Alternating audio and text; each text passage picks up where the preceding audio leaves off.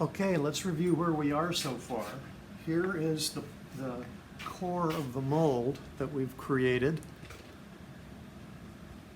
And both halves are cut out and they're sanded so they fit together very nicely. Everything's looking really good. Now we have to go and create the ribs to the mold, and let me show you what that is all about, because here is a mold that is completed.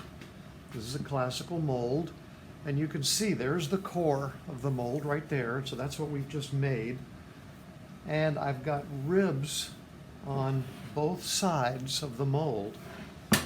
This is the top side here, and so I've got one rib that's 3/4 of an inch thick. On the back, I've got two ribs that are stacked, or each rib is two stacked pieces, each 3/4 of an inch thick. So what that does is we've got 1.5 inches here, 1.5 inches here that makes for 3 inches, and then 3/4 of an inch here. So that makes a mold that is 3 3/4 of an inch thick, and that does not count the top and the back.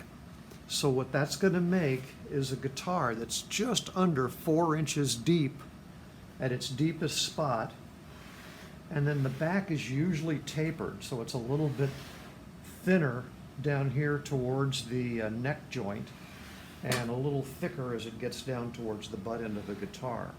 So we're going to go we're going to go cut out these ribs. And on this piece of MDF, this is a 2 foot by 4 foot piece of MDF that I just got from Home Depot. And you can see I've drawn on it the ribs. So I've got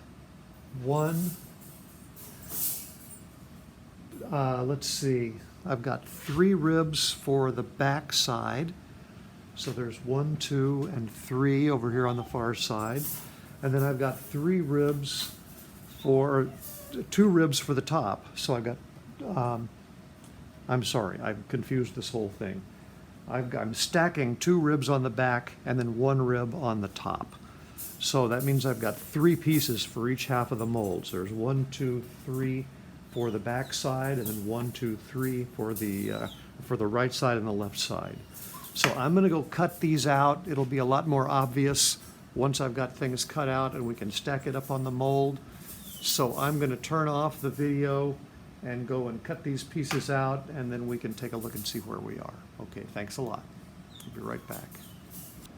Okay, I've got these first pieces all cut out. And so let me show you what we've got here. There's the mold.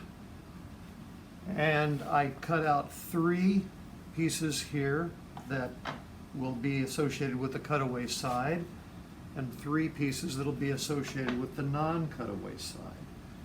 So the way I'm going to align these, I'm going to have it all overlapping just a little bit because I cut these all out slightly oversized. I don't want anything to be too small, and I want it all to be overhanging just a little bit because we're going to come in later and route this all flush. So the first thing that I'm going to do, or the next thing that I'm going to do, is I'm going to double stick tape these pieces down to the mold, to the core of the mold, right where I want them to go. So they're overlapping just slightly, and feel all around this inside here and make sure that you've got a little bit of overlap everywhere. And then I've marked 4 locations. One is right here, one is right at the lower bout, one is just above the waist, and one is pretty much back in the corner. Same thing on the other side, down here on the end, at the lower bout, just above the waist, and down at the end. And those are the locations where we're going to put our bolts. So what I'm going to do is, once I've got this double stick taped in place and nice and solid, I'm going to come in and drill a pilot hole right through those locations that goes all the way through. Because we're going to come back in here and use a Forstner bit to make a fairly large hole here where the head of the screw is going to go. Then once we've got that deep enough to bury the head of the screw, we need to come in with a 1/4 inch bit so the shaft of the screw goes through there.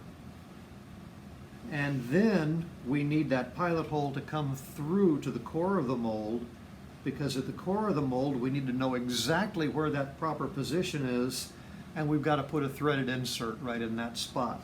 So we can put this down, screw it into the threaded insert, and it goes right into the same spot every time. So that's what we're going to do next. Double stick tape this down, drill the pilot holes, and once that's done, I'll be back.